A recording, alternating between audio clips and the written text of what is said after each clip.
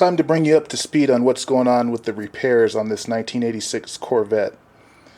What I've done since the last video that I've made was I've installed a grease zerk.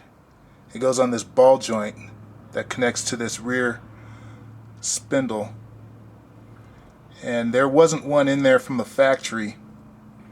What I had to do was press it in there with the C-clamp because there was no threads, and there never was one on there.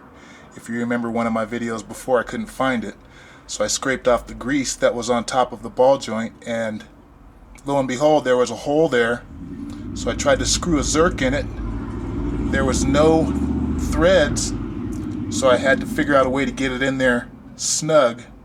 So what I did was I put a C-clamp on there, and I moved the cotter pin, and I clamped it and pressed it, and it sits in there firmly now. Now there's grease in that zerk.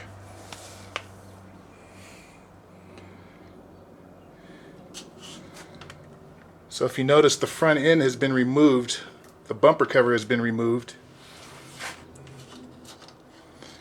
And the reason I did that was because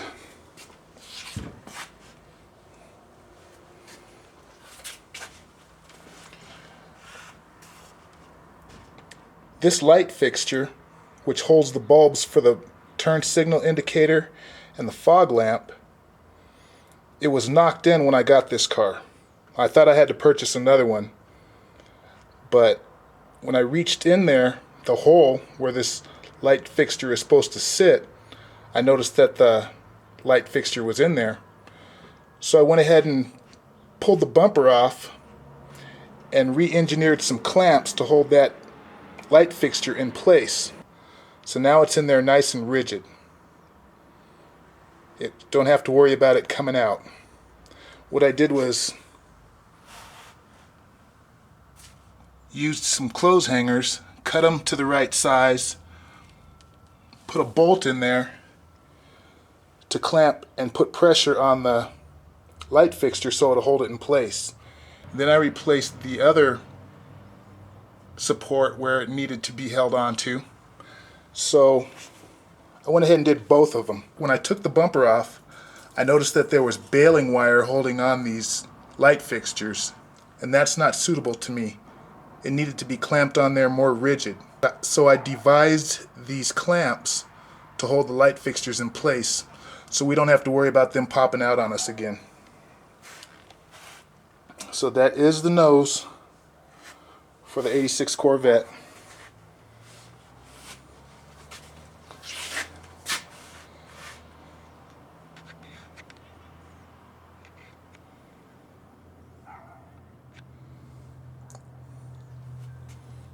So what we have to do now is I came across some wiring that goes into the lights that are on the nose cover of this 86 Corvette, and come to find out this one here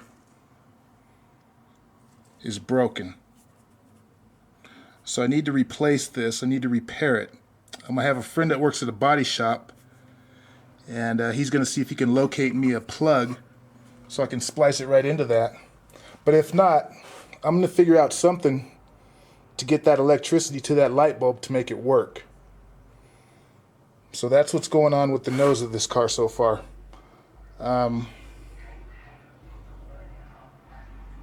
This bulb and this socket for the bulb seem to be in pretty good condition. So once I get this bulb over here fixed, then I'm going to hook up the battery to the car and make sure all the lights work before I reinstall the bumper cover. Okay? Last time we worked on the car, we were doing a transmission flush and fill, and I thought that would take care of the leak, but it didn't.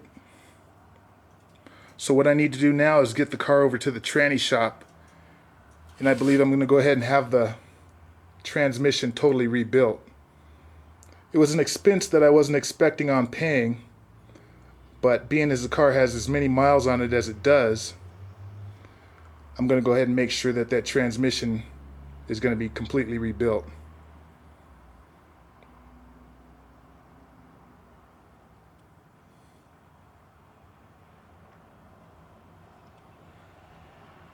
kind of bummed me out because I spent all the time putting on that new transmission filter and the pan gasket, and then wasted the transmission fluid that I put in there. I did put a bucket under there to catch all the transmission fluid, but still it was kind of disappointing. So that's where we're at on the repairs of this 1986 Corvette. It's coming along pretty nice. I did take a hiatus because I was kind of depressed because I had to put a transmission in it. But such is life. We have to get stuff done. But it needed to be repaired, so at least I know it's going to have a good transmission in it when we get it on the road, which won't be too long from now.